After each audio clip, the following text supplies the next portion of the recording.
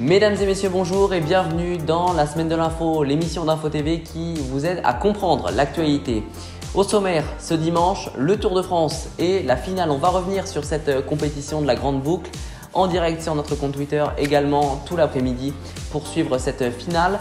Et puis nous allons parler également du coronavirus alors qu'Olivier Véran a tenu une nouvelle conférence de presse cette semaine.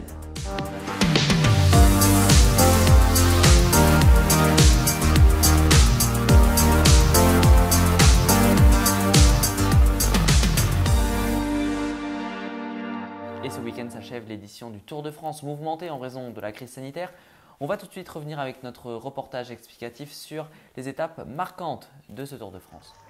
Une 107e étape du Tour de France très particulière en raison de la crise sanitaire, mais l'édition a bien eu lieu et elle devrait être remportée par le Slovène de 21 ans de l'équipe UAE Emirates Tadej Pogačar. Il a récupéré aussi le maillot à pois, c'est-à-dire du meilleur grimpeur, et le maillot blanc du meilleur jeune. C'est hier, lors du contre-la-montre, qu'il s'est imposé face à son principal concurrent, Primož Roglič, qui était pour le moment premier et qui devait remporter ce Tour de France. Tadej Pogačar qui a aussi remporté le Tour d'Espagne à la place numéro 3. Alors regardez désormais le classement général, vous le voyez, il est premier avec un petit peu plus d'une minute d'avance sur son concurrent.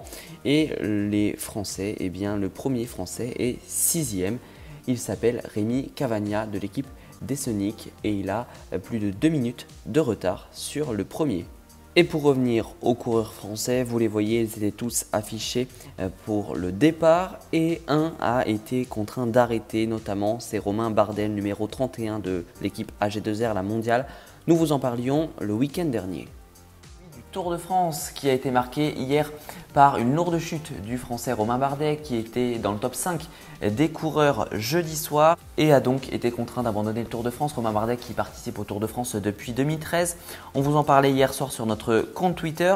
Cette édition décalée de 2 mois a aussi été marquée par le test positif au coronavirus du directeur du Tour de France, lui-même en contact avec des personnalités comme le Premier ministre Jean Castex qui lui a coûté un confinement pendant une semaine.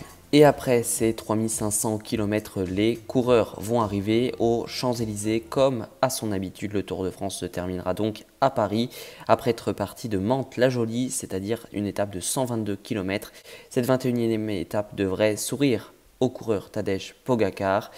Événement à suivre bien évidemment en direct dès 16h dès le coup d'envoi de cette 21e étape sur notre compte Twitter @groupeinfotv et ensuite avec les classements, les décryptages et nos infographies pour tout comprendre. Et Info TV qui vous a fait vivre cette compétition sur son Twitter, sur son Instagram, bien évidemment chaque jour en direct. Comme chaque semaine, le ministre de la Santé, Olivier Véran, a tenu une conférence de presse pour avertir les Français et bien rappeler que l'épidémie était de nouveau très présente dans notre quotidien. Vous le voyez, une nouvelle série de mesures a été présentée pour essayer d'enrayer au maximum l'épidémie et d'ici mi-octobre, si rien n'est fait, les hôpitaux seront à nouveau pleins. Vous pouvez le voir également, des avancées concernant les tests avec des nouveaux tests antigéniques et des tests salivaires, les tests salivaires qui sont moins performants mais plus simples et plus rapides. Vous le voyez aussi, les chiffres sont alarmants. Alors le niveau de test est très important avec plus d'1 million de tests, mais les chiffres sont bien là. Regardez cette carte de France, le taux de reproduction du virus dépasse quasiment partout le seuil de vigilance. À J+21 de la rentrée, regardez cette nette dégradation de la situation, plus de 50% de suspicion de Covid-19 lors des passages aux urgences. Les salles de réanimation sont quasiment pleines dans les Bouches-du-Rhône avec plus de 48%. Et puis les passages en hospitalisation, plus de 45%, des chiffres qui ont donc presque doublé partout. Les chiffres publiés sur le site internet de Santé publique France, près de 442 000 cas confirmés, 13 000 en 24 heures et également 58 nouveaux clusters, c'est-à-dire 1005 au total, dont 160 dans les EHPAD. En ce qui concerne la carte du monde, vous le voyez, 30 millions de cas confirmés et plus de 950 000 morts, la planète touchée à différentes échelles. Merci d'avoir suivi cette émission. La suite de vos programmes s'affiche sur votre écran. Je vous souhaite de passer une très belle journée.